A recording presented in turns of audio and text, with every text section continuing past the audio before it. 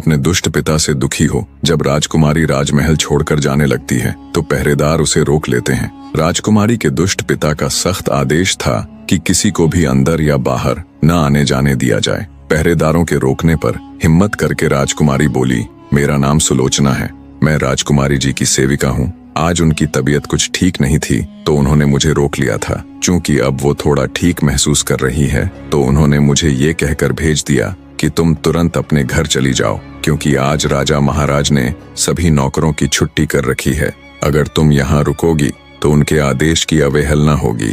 नौकरानी बनी राजकुमारी की बात सुन पहरे पर खड़े पहरेदारों को विश्वास हो गया तो उन्होंने राजकुमारी तारा को बाहर जाने दिया। पहरेदारों को चकमा दे राजकुमारी तारावती बाहर तो आ गई, पर अब उसके सामने उससे भी बड़ी समस्या ये थी कि आखिर इतनी रात को वो कहाँ जाए। थोड़ी दूर चलने पर राजकुमारी को एक खंडहर नुमा घर दिखाई दिया।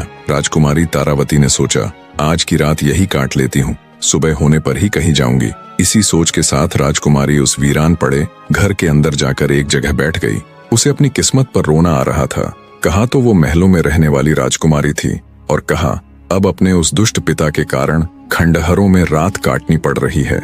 ऐसे ही बैठे बैठे उसकी रात कट जाती है। जब सुबह का थोड़ा उजाला दिखा तो राजकुमारी फिर से चल पड़ती है। उसे इस बात की चिंता भी थी कि अगर उसका दुष्ट बाप उसके कमरे में आया तो उसके वहां न मिलने पर उसकी खोज शुरू हो जाएगी। इसलिए वो जल्दी से जल्दी जितनी दूर हो सके जाना चाहती थी। राजकुमारी तारा पूरी तेजी के साथ दिशाहीन आगे बढ़ती जा रही थी। इधर जब सुबह हुई तो जैसा राजकुमारी ने सोचा था वैसा ही हुआ। राजा मदनपाल सुबह होते ही उसके कमरे में आया। जब उसे वहां राजकुमारी नहीं मिली तो उसकी छाती पर तो सांप सा लेट गया। पूरे महल में राजकुमारी की तलाश की गई पर वो कहीं नहीं मिली। मिलती तो जब वो वहां होती।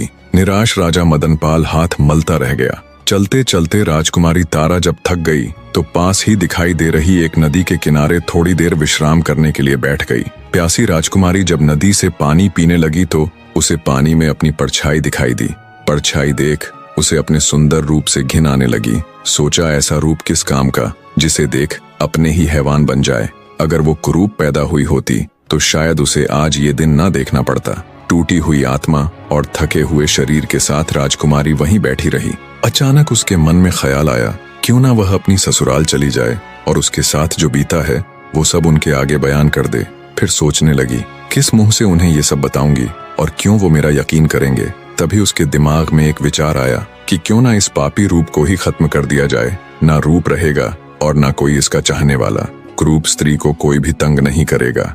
इसी सोच के साथ राजकुमारी तारा ने अपने पूरे शरीर पर कालिख पोत ली